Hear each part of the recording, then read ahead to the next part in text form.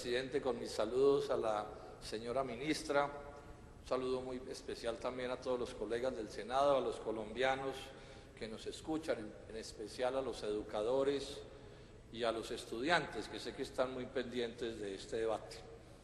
Antes de entrar en materia, hacerle este pequeño homenaje a Carlos Gaviria, que ha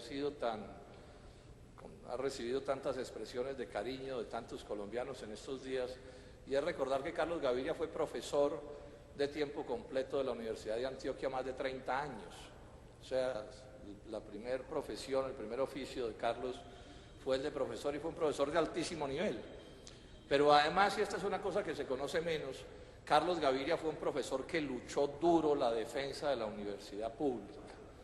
Alcanzó a ser presidente del sindicato de profesores de la Universidad de Antioquia, porque a Carlos Gaviria no le molestaba movilizarse y ponerle el pecho a la brisa para defender sus ideas.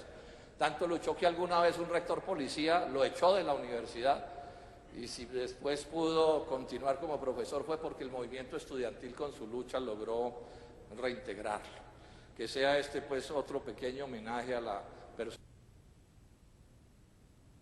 Entrar en materia, 2 puntos. Cayó muy mal, señora ministra, la decisión del gobierno nacional de no respetar el espíritu, lo decidido por los estudiantes y los profesores de la Universidad Nacional en relación con el nuevo rector. La consulta la ganó lejos el profesor Mario Hernández, y el gobierno se pasó por la faja la consulta, haciendo estas consultas cada vez más una burla, cosa que hay que lamentar. Y también empezar por señalar, señora ministra, que van 28 meses, desde cuando 42.000 docentes de Colombia, 28 meses, se presentaron a un concurso organizado por la Comisión Nacional del Servicio Civil, y esta es la hora, senadores y colombianos, que no salen las decisiones de ese concurso, y esos compatriotas educadores respetables, graduados en universidades, están en el limbo, y para peor situación se ha convertido en un pretexto, ese hecho de estar en el limbo, en un pretexto para no contratarlos en otro tipo de instituciones. Este es un tema muy cercano a mis afectos, porque antes de llegar al Congreso lo único que yo hice en mi vida fue estar en instituciones educativas. Yo soy arquitecto de la Universidad de los Andes, o sea que me tocó conocer la cara de la universidad privada, y después fui 26 años profesor de tiempo completo en la Universidad Nacional de Colombia, en la sede de Manizales. Luego me tocó también conocer de cerca la educación pública, y por razones obvias esto es muy cercano a mis afectos. La importancia de la educación no puede ofrecer la menor duda. No hay ni la más remota posibilidad de que un país como Colombia pueda resolver sus problemas centenarios, que son gravísimos, si no resolvemos el problema de adentrar este país en los asuntos del conocimiento complejo y de la educación avanzada y de la ciencia y la tecnología y todo lo que tiene que ver con el trabajo de la inteligencia. Si eso no se resuelve, no podrá Colombia nunca resolver, repito, sus múltiples problemas. Pero además, con esta advertencia, yo diría que de los pocos consensos que ha aparecido en este país en los últimos años es el mal funcionamiento del sistema educativo, el nivel mediocre de, en general, toda la educación en todos los niveles que se imparte en Colombia.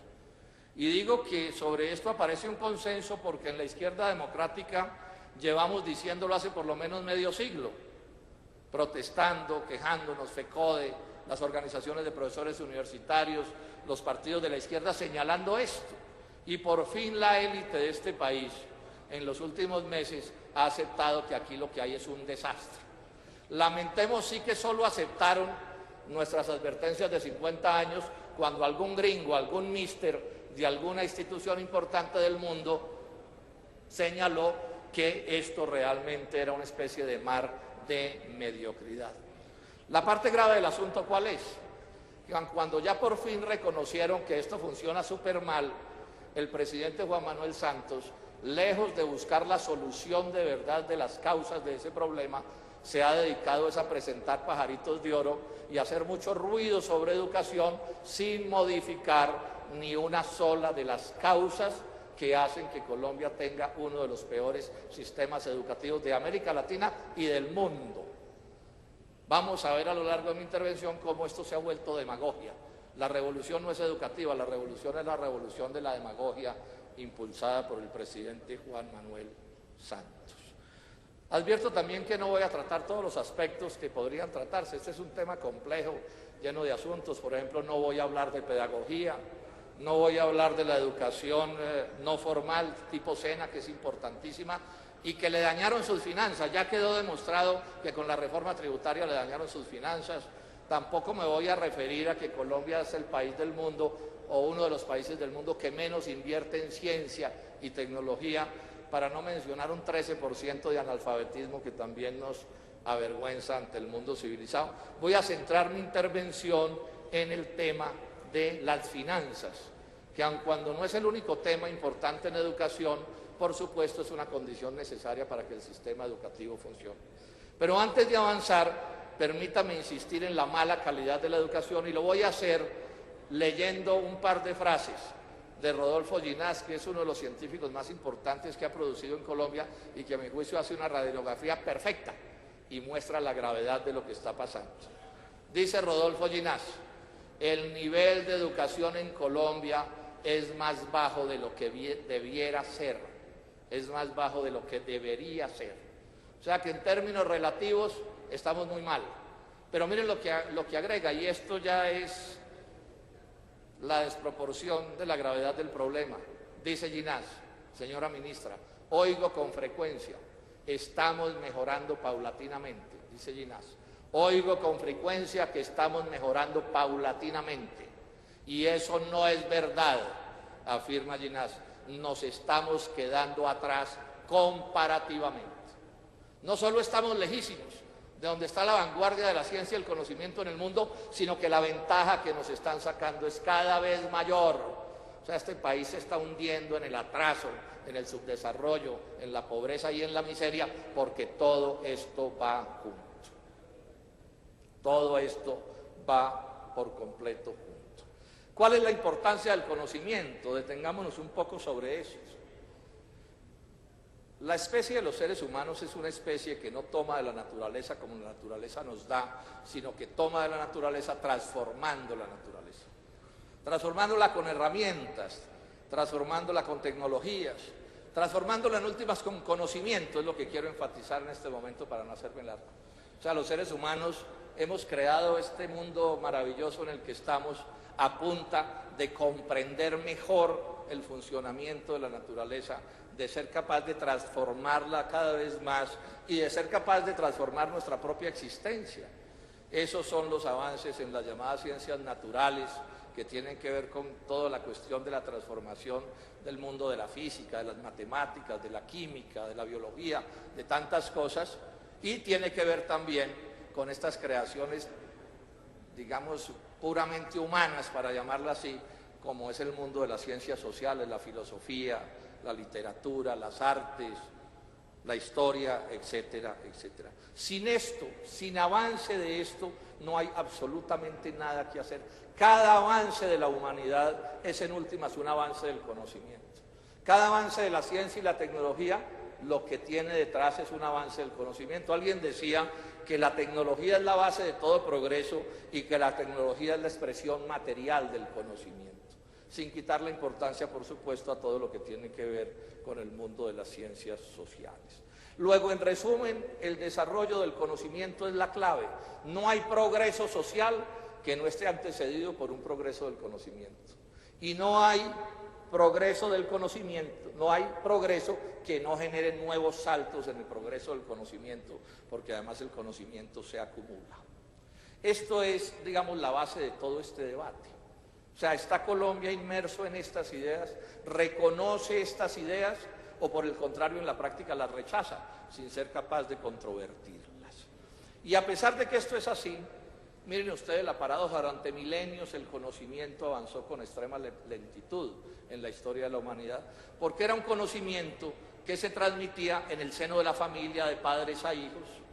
Algo se transmitía de los artesanos a los aprendices, y había unas muy pocas que uno podría llamar instituciones de creación y transmisión del conocimiento, como pudieron ser, por ejemplo, las comunidades religiosas egipcias o como pudieron ser los conventos medievales en la Europa, en Europa en general.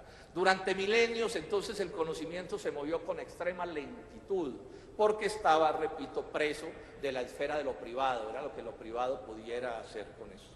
En algún momento, esta comprensión de la humanidad de estos fenómenos empieza a dar un salto que a mi juicio es la mayor revolución de la historia de la humanidad. ¿En qué consistió el salto? En que los sectores más avanzados de las sociedades entendieron que no era posible avanzar sin darle una cabal importancia al conocimiento. O sea, hicieron conciencia de esto que yo he dicho ahora aquí, pues hoy.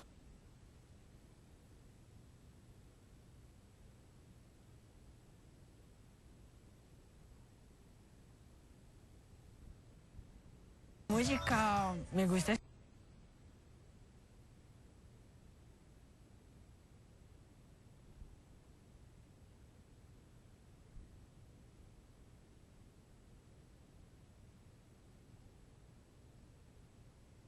Asunto clave, y empezaron entonces a aparecer las instituciones educativas de distinto tipo.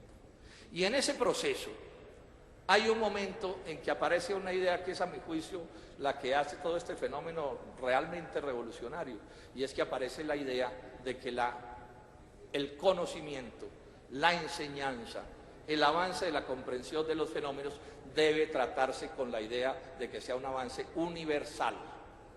Hasta este momento del que estoy hablando, y estoy hablando por ahí por los tiempos de la Revolución Industrial, lo que primaba en el mundo era la ignorancia. En el medioevo europeo ni los reyes sabían leer y escribir. Ese era un asunto de unos cuantos iniciados, pero en algún momento la humanidad entiende que hay que aumentarle el conocimiento a toda la sociedad, y entonces aparece la idea de la educación universal. Universal quiere decir para todos. La idea de la educación universal para todos, en los diferentes niveles y tipos. Esto, por supuesto, que también es un proceso, tamizada siempre, por supuesto, por el deseo y la capacidad de los estudiantes de formarse en uno u otro tipo de educación.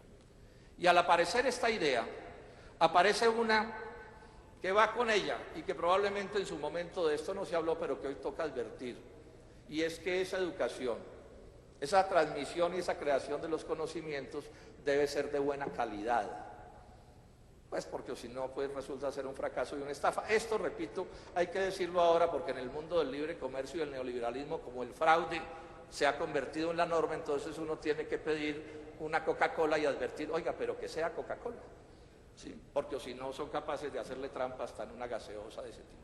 Entonces se habla de educación universal y se habla de buena calidad. Y yo les hago una pregunta a ustedes, senadores y colombianos: si no es gratuita, ¿puede ser universal? ¿Puede haber una educación universal en un país si esa educación no es gratuita?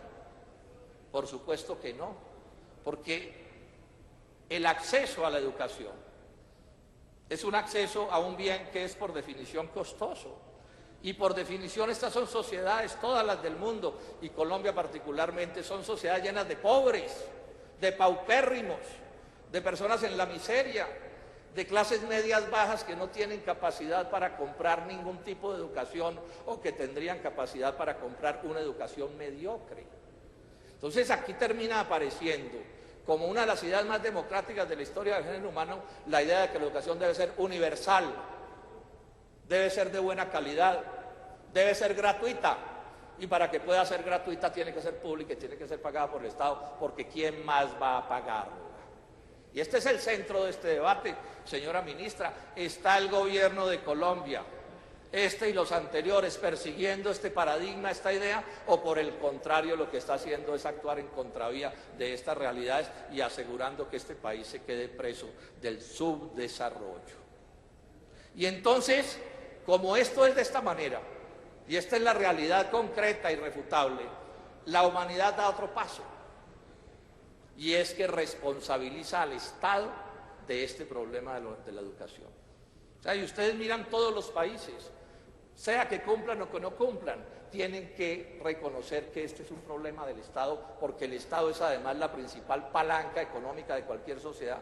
No hay nadie más poderoso económicamente que el Estado, y si la educación es así de importante, pues hay que otorgarle al Estado la responsabilidad de asumir estos asuntos. No se trata entonces este debate, y es bueno advertirlo, un debate entre las ideas socialistas y las ideas burguesas. No, esto que estoy señalando, esto de la educación universal, gratuita, de alta calidad, hace en sus orígenes parte del pensamiento burgués. Cualquier burgués medianamente civilizado, que quiera a su país, que quiera de verdad el progreso de la humanidad, que quiera la mejoría de sus propios negocios, debe defender este tipo de educación, porque sin este tipo de educación no es posible que los países salgan del subdesarrollo. Y es por esta razón también que se plantea que la educación debe ser un derecho, como una manera de mandar el mensaje que la importancia le concede. Alguien me dirá que esto no es posible. Pues bueno, yo les cuento esto, senadores y colombianos. La educación reputada como la mejor del mundo es la educación de Finlandia. Y les doy este dato. La educación en Finlandia es universal, es decir, para todos. La educación en Finlandia es igual para todos los ciudadanos de Finlandia, sean pobres o clases medias o ricos. Y este es parte del criterio democrático de las cosas. La educación es gratuita toda y la educación es pública toda en Finlandia. Pero además hay un adelanto en Finlandia que es contrario exactamente a lo que sucede en Colombia. Si hay alguien respetado en Finlandia es el profesor. Los mejores estudiantes son los únicos que pueden ser profesores. La sociedad se encarga de formar a sus profesores en los más altos niveles. Les pagan, por supuesto, sueldos decentes y sueldos adecuados y les garantizan unas condiciones laborales sin las cuales no es posible tener una buena educación, porque dígase lo que se diga, la base de cualquier sistema educativo es la calidad y el nivel de sus profesores. Sin eso no hay nada. Todas esas basuritas que echan de que es que con el internet todo se va a arreglar, no pasan de ser basuritas. La clave de cualquier sistema educativo son sus profesores y cómo los atiendan. En Finlandia es un honor ser profesor, es un orgullo ser profesor, y la sociedad los cuida y los protege, porque los profesores son los encargados de los niños finlandeses y por supuesto hacen esfuerzos porque las cosas salgan de la mejor manera. ¿Cuál es el problema con la educación privada entonces? ¿Dónde está la contradicción entre la pública y la privada? No es que la educación privada per se no pueda ser de buena calidad, claro que puede serlo. Varias de las universidades mejores del mundo son universidades privadas, eso es conocido. Pero ¿cuál es el problema que tienen? Que tienen, por ejemplo, en Estados Unidos matrículas del orden de $100.000 al año y más. Entonces sí, son muy buenas, pero ¿cuántos pueden entrar? ¿Cuántos pueden pagarla? Entonces, cuando uno mira esto con este sentido, empieza a descubrir que exceptuando a la educación privada de altísimo nivel, la más costosa, el resto de la educación privada empieza a ser cada vez más mediocre, hasta llegar a los peores niveles que puedan concebirse como sistema educativo, porque es acorde con la pobreza de los ciudadanos. El lío con la educación privada, entonces, ¿cuál es? Que hay gente que es tan pobre que no puede pagar ni la peor educación privada. Y el grueso de los seres humanos, a los que les toca pagar educación privada, les toca pagar una educación de mala calidad, una educación mediocre. Y miren ustedes esta cifra que les ilustra lo que les quiero decir, este problema de los costos que están vinculados con las calidades y lo que pasa en las privadas y en las públicas. La universidad más cara de Colombia, su carrera de ingeniería civil, paga este año al año, no al semestre, 26 millones de pesos, con 26 millones 300 mil pesos, por un año de educación. La educación, la universidad más privada, más barata que encontramos también en ingeniería civil, vale unos 4.6 millones de pesos, o sea, casi 6 veces menos. O sea que tiene una financiación que es igual por ahí al 17% de la primera. Esa es la diferencia, esa es la realidad. O sea, aquí hay ingenieros que valen o se forman a 26 millones de pesos e ingenieros que se forman a 4 millones de pesos. Y yo le hago una pregunta a la señora ministra y a los colombianos, ¿y eso no marca diferencias? ¿Eso no tiene nada que ver con la calidad? ¿No tiene nada que ver con la calidad? ¿Sí será que es lo mismo un almuerzo de 50.000 pesos que un corrientazo? ¿Y sí será que a la sociedad no le importan esas diferencias de costos que tienen que ver con la calidad? ¿Será que a esos muchachos que se gradúan de esas universidades de garaje, lo que llaman el mercado los recibe con los brazos abiertos y les da todas las garantías para que se empleen? ¿Será que las tasas de desempleo de la universidad más cara de Colombia son iguales a las tasas de desempleo de las universidades de garaje? ¿Y a la sociedad tampoco le pasa nada? Claro, la educación desarrolla, pero si es de buena calidad. Porque a los ingenieros se les caen los puentes, por supuesto que la educación no genera desarrollo, sino genera subdesarrollo. Y estos son los debates que hay que hacer, señora ministra y colombianos, porque es que aquí no nos pueden seguir evadiendo este tipo de discusiones que tienen que ver con un asunto de una importancia tan grande como es señalado. Y para agravar las cosas, este problema, esta contradicción de la educación privada, en la que los rectores están presos, porque si suben la matrícula no les entran los muchachos, ¿sí? Y en ese sentido no pueden hacer otra cosa. Y si la bajan, entonces no pueden pagar la educación que quisieran. Estas son las realidades de las que estamos hablando. Y esto, por supuesto, se agrava con el ánimo de lucro, señora ministra. Ojalá busquen en internet más de una conferencia y entrevista con Francisco Piedrahíta. Francisco Piedrahíta es el rector de ICESI, una universidad privada de Cali muy prestigiosa. Y verán ustedes cómo Francisco Piedrahíta explica cómo las peores universidades del mundo son las privadas con ánimo de lucro. Y la explicación es obvia. Él explica, como, por ejemplo, cómo la principal universidad privada con ánimo de lucro en Estados Unidos gasta más en propaganda que en profesores, porque la propaganda es para engañar a los estudiantes, para estafarlos, para mentirles sobre lo que de verdad ofrece esa universidad. Y Piedrahíta explica una cosa que es obvia, es que en la universidad privada, cuando no tiene ánimo de lucro, hay que suponer que cada peso que pagan los muchachos se vuelve educación. Pero en la universidad con ánimo de lucro, lo que necesita el rector es que paguen harto y que se gaste poco. Esto es una cosa que está demostrada hasta la saciedad, y por eso en Colombia, senadores, la ley prohíbe la universidad privada con ánimo de lucro. Está prohibida en la ley, pero yo le pregunto a la ministra, ¿me puede certificar el gobierno que en Colombia no hay universidad privada con ánimo de lucro? Porque yo aquí tengo una cita de un exrector de la Universidad de los Andes, el doctor Angulo, en donde él dice que en Colombia se las ingenian para que haya ánimo de lucro y haya ganancia en las universidades privadas, y no como una cosa excepcional, sino como una cosa de tipo general, de tipo general. Estos son los temas del debate. Este solo debate debería convertirse en un debate nacional con toda la seriedad. Y es por esto también otra cosa. Si ustedes miran el conjunto del planeta, en promedio, como norma, las mejores universidades del mundo son públicas. Uno mira el caso norteamericano y tienen 8, las Ivy Leagues, que son de primer nivel, pero son 8.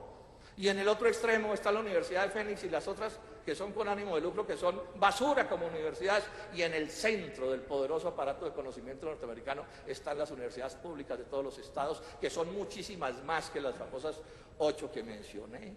Y si ustedes miran, en Europa no es solo Finlandia la que actúa con esta lógica, en Europa también las mejores universidades, como norma, digo yo, no como excepción, sino como norma, son públicas, por la obvia razón de que nadie, mejor que los estados, tiene recursos con que pagar los altísimos costos de cualquier sistema educativo. ¿Y en Colombia qué nos ha pasado? ¿Cuáles son las causas de la mala educación en Colombia? ¿Cuáles son las causas que ya se ha aceptado todo el mundo que es mala? Pero ¿cuáles son las causas? Yo sostengo la tesis de que en Colombia la mala educación, señora ministra, es una política de Estado. O sea, no es una equivocación, no es que están confundidos, no, ese ha sido un propósito de todos los gobiernos, como lo voy a demostrar a continuación. Veamos algunos ejemplos de decisiones que han matado la calidad de la educación en Colombia.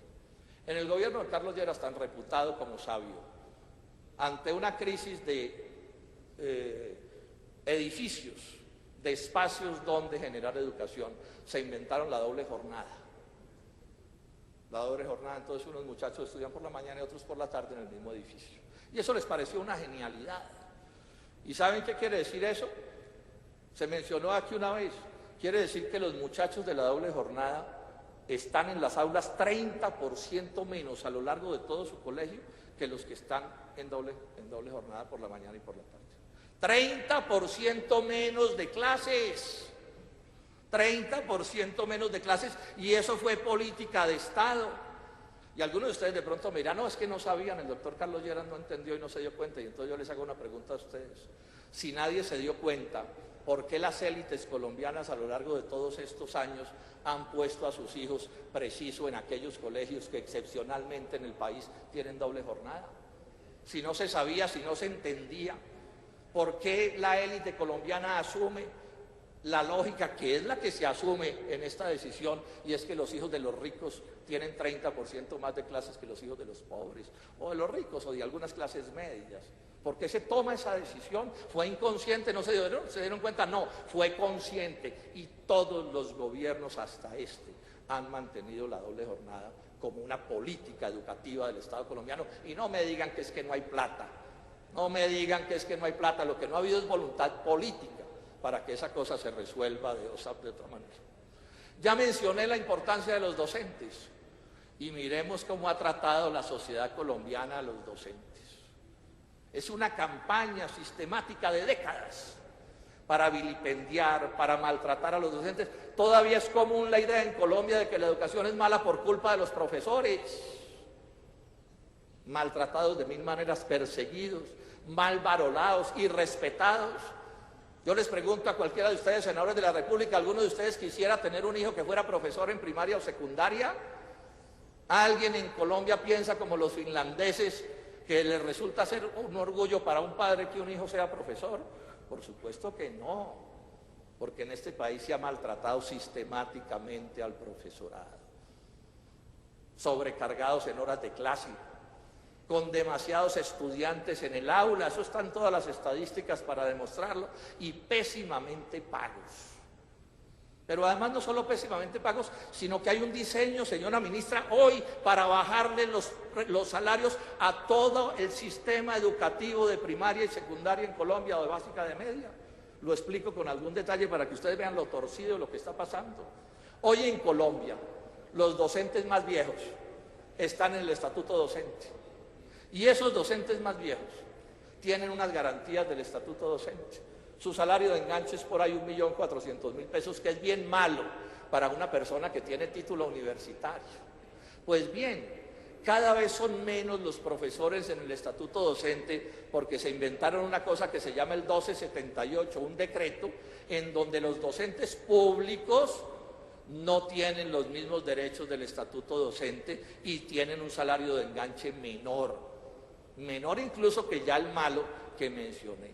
Y mientras los primeros pueden ascender con dificultades, para los segundos es imposible ascender en el escalafón. Todo para mantenerlos presos de unos pagos absolutamente inaceptables. Y no contentos con eso, senadores, crearon un tercer nivel de profesores que se llaman los tercerizados, los de los proyectos en concesión, colegios privados que les gustan tanto, los de los convenios, que son profesores que ganan muchísimo menos que los anteriores. Esta es la política educativa del Estado colombiano. Profesores que no tienen estabilidad laboral, profesores a los que no les pagan los 12 meses del año, profesores que de sus pagos escasos tienen que pagarse la seguridad social. Y esta es la política que hoy está vigente en Colombia, la política de ir degradando los derechos laborales de los docentes colombianos de la básica y de la media. Pero miremos más cosas. Todo el mundo sabe de la importancia de la educación preescolar. No hay persona cuyos recursos le permitan que no tenga a su hijo en un preescolar. Preescolares de por lo menos 3 años o más. Todos lo sabemos aquí. Todos nuestros hijos y nuestros nietos están en eso. Y resulta que en Colombia el preescolar público es prácticamente inexistente. Es tan escaso que no alcanza a marcar en los porcentajes. Y estoy hablando de preescolar de verdad. No estoy hablando del trabajo de esas sufridas madres comunitarias que lo hacen con la mejor buena voluntad, pero eso no es un preescolar. No existe preescolar público en Colombia. Pero además les doy este dato. Todas las universidades públicas han organizado las cosas para que sus posgrados tengan precio de universidad privada, lo que quiere decir que los pobres que logran graduarse en un progrado en una universidad pública no pueden hacer el posgrado porque no tienen capacidad para pagarlo. Estas son las realidades que tenemos. O sea, un sistema educativo inicuo, diseñado para que estudien más o menos bien los que tienen plata y para que los demás, como se dice coloquialmente, se jodan. Y claro, y los que tienen más plata pueden irse a Estados Unidos a las famosas 8 universidades o a Europa a formarse, pero ¿qué le pasa con la formación? ¿Qué le pasa a la formación del pueblo colombiano? Y no contentos con esta situación, hoy en Colombia, la mitad de los estudiantes universitarios son de privadas. La mitad. Estamos hablando de 761.000 estudiantes colombianos en universidades privadas. Yo pregunto, ¿cuántas están en las 5 más costosas? Porque es que aquí se cacarea mucho la calidad de unas cuantas instituciones educativas privadas, pero no se habla de las instituciones educativas de garaje, que son las comunes, ministra. Es que aquí las 3 o 4 famosas, esas son para 4 gatos muy distinguidos, pero 4 gatos. Y el grueso de la gente que está en las privadas, de este 761.000, están en instituciones de garaje, perratas. Muchas de ellas además con ánimo de lucro, que constituyen verdaderos fraudes a esos muchachos y a este país. Y las públicas las vienen privatizando. Es que la gracia de la pública no es el letrero de lo público. O sea, la gracia de la universidad pública o la educación pública no es que en la puerta haya un letrero que diga universidad hiper mega pública. La gracia es si tiene una financiación como la que el Estado se supone puede prestar. La gracia es si tiene una calidad de alto nivel que marque la diferencia de la que estoy hablando desde el principio. Porque si yo cojo una universidad pública y le estrangulo sus finanzas, la termino generando finanzas semejantes a una privada de garaje, pues la destruyo como institución de calidad. Esto no hay que ser un mago para saberlo. O sea, yo les repito, este no es un prurito ideológico, este no es un pleito entre lo privado y lo público, como algunos intentan entenderlo. Este es un problema material, concreto, de calidades, de recursos. Y a la universidad pública la están estrangulando, hoy por hoy. Ya hay universidades públicas, no voy a mencionar nombres, cuyos ingresos son semejantes a los ingresos de las universidades privadas de garaje. Luego tendrán que volverse tan perratas como las universidades privadas de garaje. ¿Cómo más se van a volver? Que ya hay universidades públicas donde los profesores de tiempo completo son un milagro. Lo mismo que pasa en las universidades privadas de garaje. Esas son las cosas que nos están pasando. O sea, los edificios de las universidades públicas se están cayendo, ministra.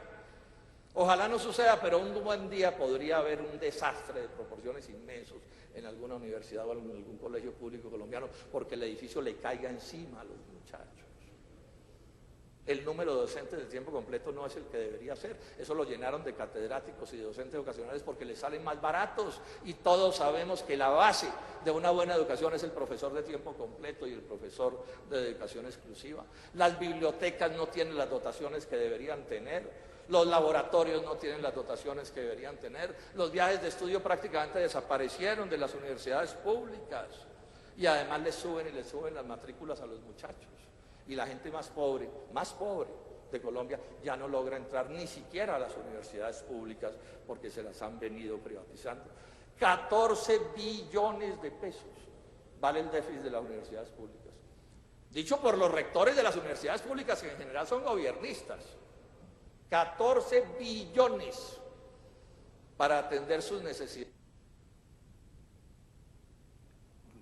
Termine, senador. Para atender sus necesidades profesorales, de laboratorios, de edificios y este tipo de cosas. Y las privadas son, y hay que señalarlo con claridad, con ánimo de lucro.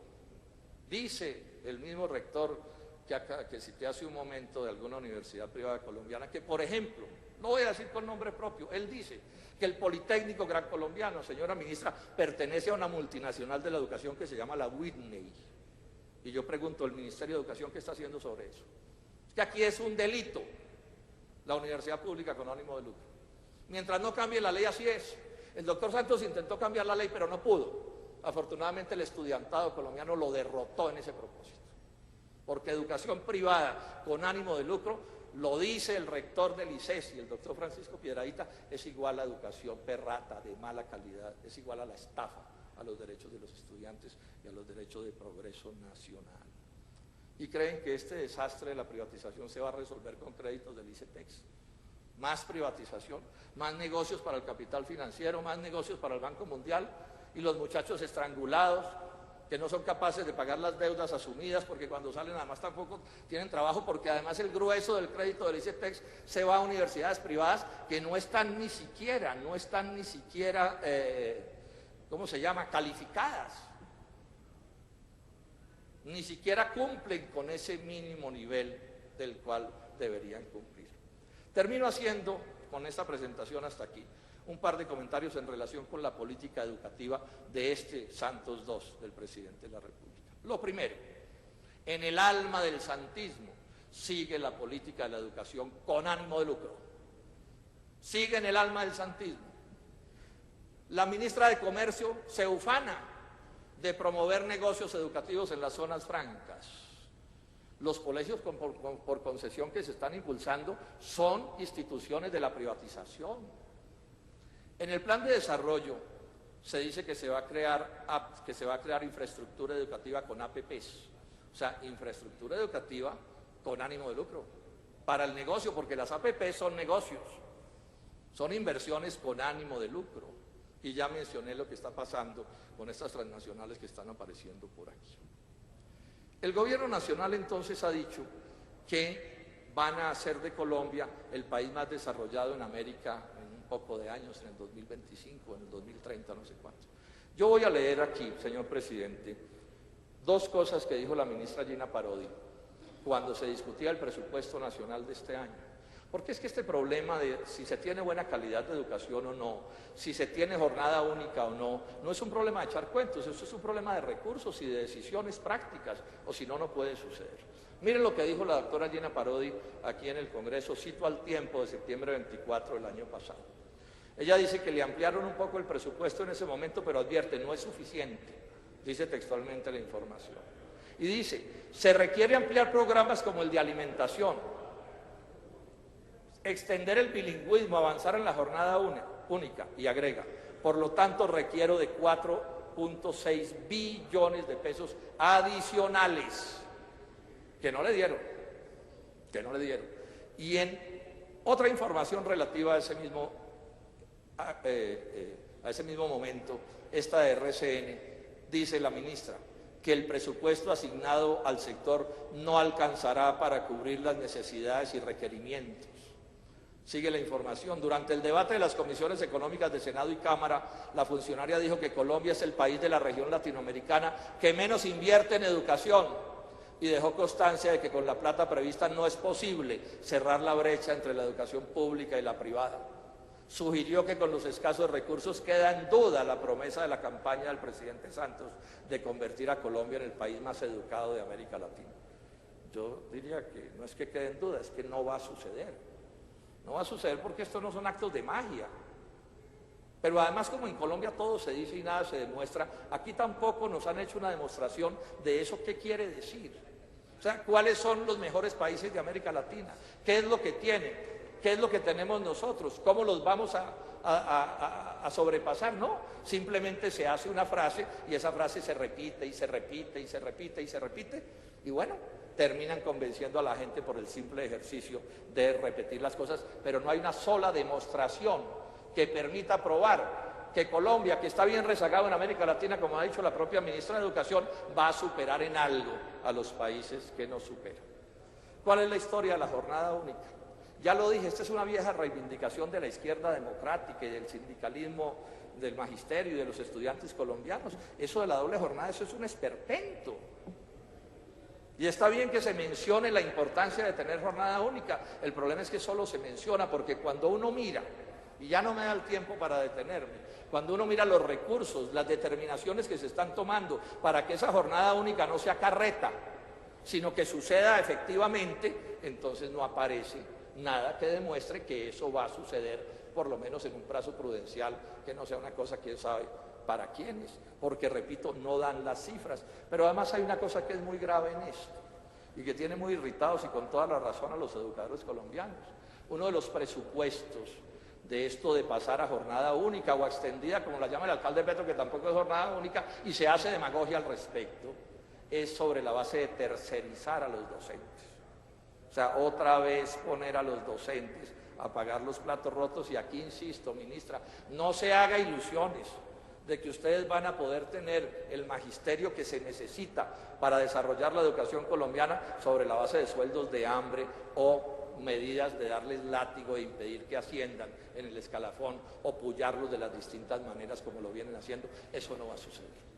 Y como aspecto más lamentable de toda esta tragedia de la que estoy hablando, entonces nos sacan de la manga el cuento de ser Pilo paga. Y eso sí que nos lo han presentado como la genialidad de las genialidades. Y yo cuento un poco la historia. En los afanes del doctor Santos, cuando estaba en la posibilidad de ser derrotado a la presidencia de la República, entonces un buen día amaneció y dijo que él iba a dar 600.000 becas a estudiantes pobres de Colombia. 600.000.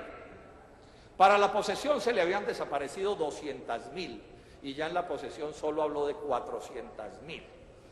Y ni se mosquea. Y nadie dice nada en Colombia. Y cuando llegó la hora del programa, salieron con 10.000. El parto de los montes, ustedes se acuerdan de la historia, ¿no? Esa montaña que hacía ruidos inmensos, se asustaba a todo el mundo, y cuando por fin salió algo, salió un ratoncito así de grande. Sí salió, se lo voy a reconocer, señora ministra, con un nombre muy, digamos, sonoro, ¿cierto? Y muy, digamos, encarretador, pero le voy a explicar que el nombre es de las cosas peores que tiene el programa. Y aquí me toca recurrir pues a mi experiencia como profesor para demostrárselo. 10.000. Supongamos que va a ser al año, pero cuando uno mira que aquí se gradúan unos 650.000 muchachos al año y ofrecen 10.000, pues se da cuenta que el ratoncito es cada vez más ratoncito. Y cuando uno mira, por ejemplo, que en las públicas en el 2003 entraron 119.000 y a las privadas 123.000, lo que da 240.000. Bueno, senador. ¿Qué son 10.000? Eso es como tirar una gota de agua al océano. Pero eso sí, lo cacarean y lo cacarean y lo cacarean y lo cacarean. Y claro, no faltarán los colombianos despistados que digan la generosidad del doctor Santos y pensarán que hasta sale la plata del bolsillo de él. Pero no se amplió un cupo, y aquí hay problemas de cupos, con esta medida de los 10.000 pilos de los que menciona el gobierno nacional. No se crean nuevas plazas en las carreras. El 85% de la plata va a las universidades privadas, y este no es un debate de poca monta, que vayan a las privadas sino a las públicas. Pero además le voy a decir esto, doctora Gina Parodi, y se lo digo con toda cordialidad. Esa connotación del estudiante Pilo es una equivocación grave, grave. Es que ustedes no pueden levantar la tesis de que en Colombia hay jóvenes de dos categorías distintas, los pilos y los otros. Y a los pilos se supone que les dan alguna cosa, que no es una beca, es un crédito condonable, y si se equivocan lo tienen que pagar con sangre. Pero no se puede lanzar la idea de que estudiante que no sea pilo es una especie como de indeseable, de vago, que no merece tener las garantías que debe tener cualquier ciudadano. Yo fui profesor 26 años. Si en algo hay que ser considerado, sea con el trato a los muchachos. Y si de alguien hay que estar pendiente, es de quienes no están necesariamente en el primer nivel. Y además, ¿quién dijo que el corte es de 10.000? ¿Quién ha dicho que los mejores son 10.000? ¿Por qué no son 12.000, 15.000, 20.000, 30.000? ¿Por qué? Es una connotación detestable, segregacionista. El ministerio debería renunciar a seguir usando esa frase que está usando con ese cuento, porque es que la educación tiene que ser un derecho ciudadano para todos. A este paso aquí vamos a terminar, que a uno le roban un reloj en una calle, y entonces cuando le llegue a decirle al policía que por favor persiga al ladrón, el policía le pide pruebas de que uno sea un buen padre de familia, que eduque bien a sus hijos, que sepa leer en varias lenguas y cosas de ese corte. Hola, ¿esto qué es? Inaceptable. Bueno, y como si no fuera suficiente maltratar de esa manera a los muchachos, entonces ahora se inventan que también va a haber profesores pilos. Para los profesores también ser pilo paga. Y pónganle cuidado al ratoncito, este también es bien microscópico. 3.000 becas, que de verdad son créditos, y que si no las pueden pagar les sacan los ojos el capital financiero. Y son 340.000 docentes de instituciones públicas.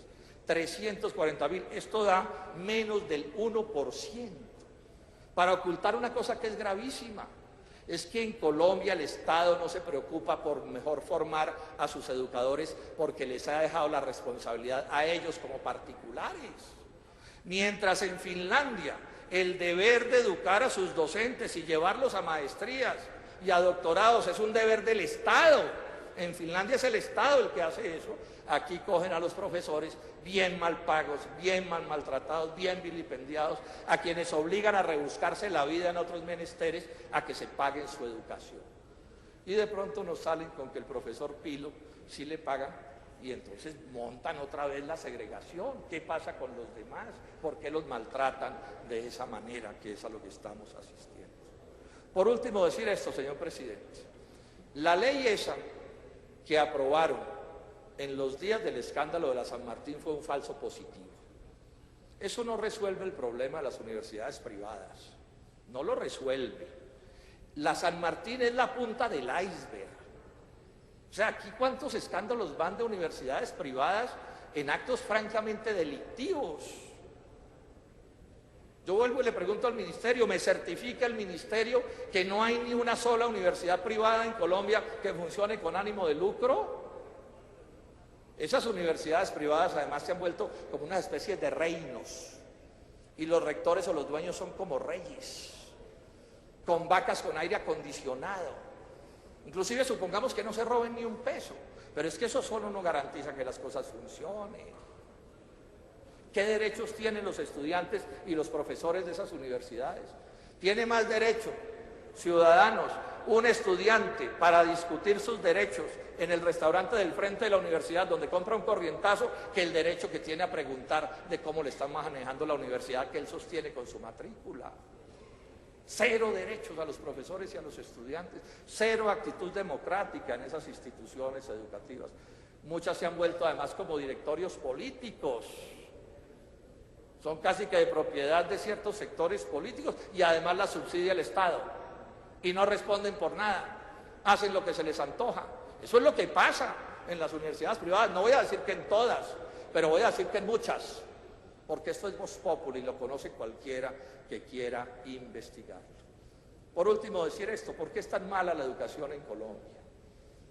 Y ya he advertido que es una política de Estado y la explicación es fácil de entender, es que aquí no hay un sueño de un país próspero de verdad, nunca lo ha habido.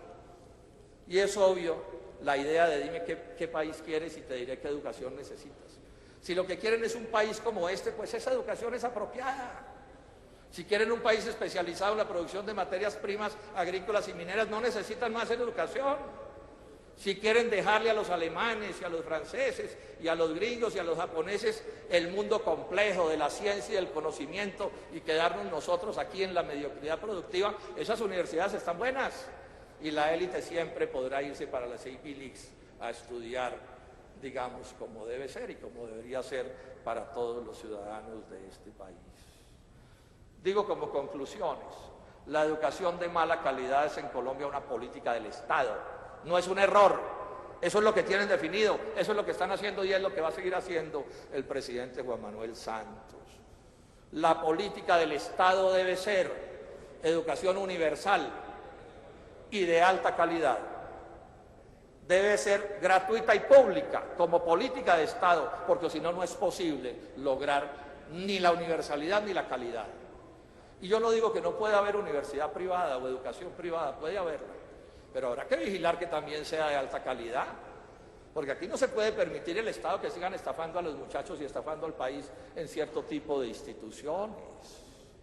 Y para que ese problema estructural de las universidades privadas, porque es un problema estructural, puede atenderse, lo primero es que hay que asegurarse, señora ministra, ni un centavo de ánimo de lucro, pero ni uno. Cada centavo de ánimo de lucro de universidad privada o de colegio privado va contra la calidad de la docencia de los muchachos, exceptuando las 3 o 4 de ultra recontramatrículas donde pueden darse el lujo hasta de botar la plata. Cero lucro, y es el que ordena la Constitución y la ley y el que el pueblo exige que se cumpla, porque las leyes en Colombia hay que cumplirlas, no pueden seguir siendo a la carta. En segundo término, esas universidades privadas se les debe exigir que justifiquen cada centavo que se gastan. y cada centavo de la matrícula. Eso no puede seguir siendo un mundo como oscuro, donde nadie se puede asomar, porque no, yo soy el dueño de la universidad, yo soy el rey. Yo puedo darme el lujo que se me dé la gana y al que no le gusta, váyase, que esto es una empresa privada. ¿Eso qué es? Eso es la barbarie, eso es el atraso, eso es lo premoderno en la historia de la humanidad.